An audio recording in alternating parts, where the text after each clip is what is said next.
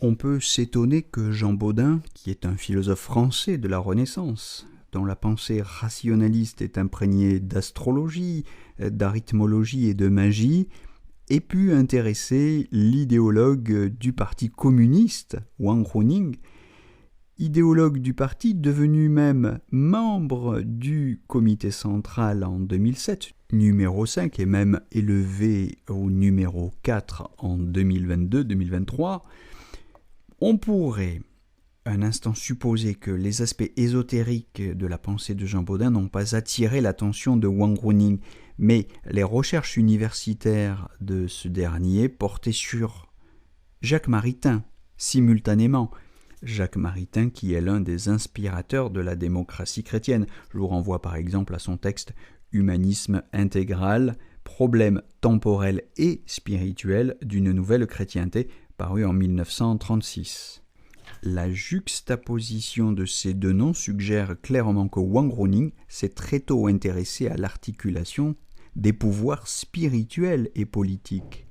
Et on peut donc supposer que sa nomination actuelle au comité central du parti répond au diagnostic d'un besoin social de spiritualité dans un contexte marxiste éprouvé par une demande insatisfaite. Puisque le marxisme est un matérialisme et que tout le monde connaît la formule marxiste selon laquelle la religion est l'opium du peuple, cette demande insatisfaite a été diagnostiquée en Chine notamment par ce sociologue dont nous avons déjà parlé, Krang Xiaoguan, et il s'agit désormais manifestement d'y répondre.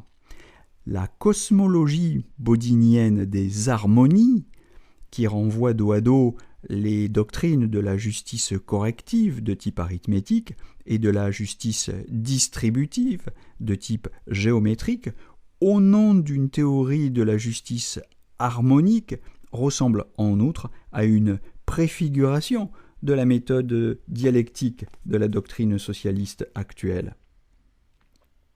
Simone Goyard-Fabre précise en effet, je la cite, que l'institution politique dont Bodin cherche le critère de manière judicieuse, dans l'institution juridictionnelle dominée par l'idée de justice harmonique, est donc bonne ou droite lorsqu'elle réalise, comme l'harmonie musicale ou comme le rapport harmonique des nombres selon Pythagore ou Platon, l'accord des différences. Il ne s'agit pas, précise Bodin, de n'importe quel accord, mais de l'accord merveilleux où les extrêmes, comme dans l'octave, sont unis par les intermédiaires qui les conjoignent, de telle sorte que le discord donne grâce à l'harmonie. Fin de citation. Vous trouvez ça chez Simone Goyard-Fabre, Jean Bodin et le droit de la République, opus 1989, page 268. Donc on a chez Jean Bodin une théorie de l'harmonie, de la justice harmonique, et cette théorie a déjà pu inspirer Wang Huning quand il contribuait à la théorie des trois représentations. Pour réaliser un tel accord musical entre les différentes classes de la société, appelées à coopérer plutôt qu'à rivaliser. La référence à la justice harmonique peut s'entendre comme un recours à la méthode qui permet d'élargir toujours davantage le spectre des contradictions sociales à dépasser.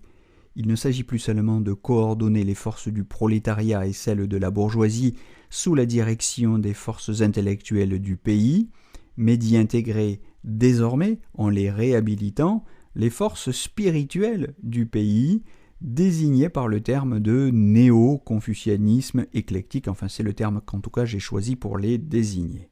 Si la République fédère autour de ce qui est commun, selon la méthode d'une justice harmonique, c'est-à-dire d'une dialectique des contraires, le matérialisme athée moderne doit pouvoir y épouser des formes de spiritualité traditionnelle.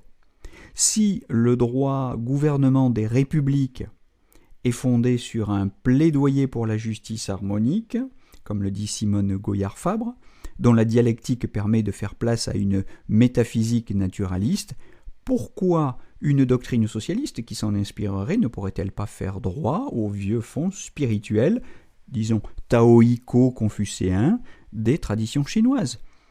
On aura donc à voir en détail comment cette souveraineté politique s'articule avec les discours et les pratiques religieuses et comment elle contient ou transforme leur concurrence potentielle en rapport de bonne gouvernance.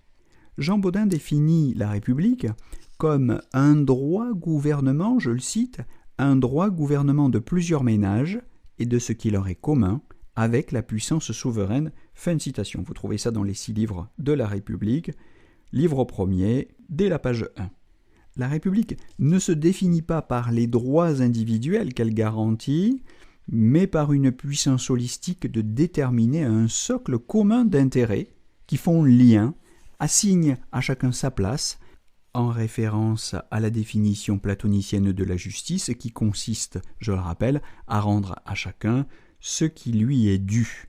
Et Bodin le rappelle en effet. Cette recherche de la justice est pour Bodin la grande loi de Dieu et de nature, je cite.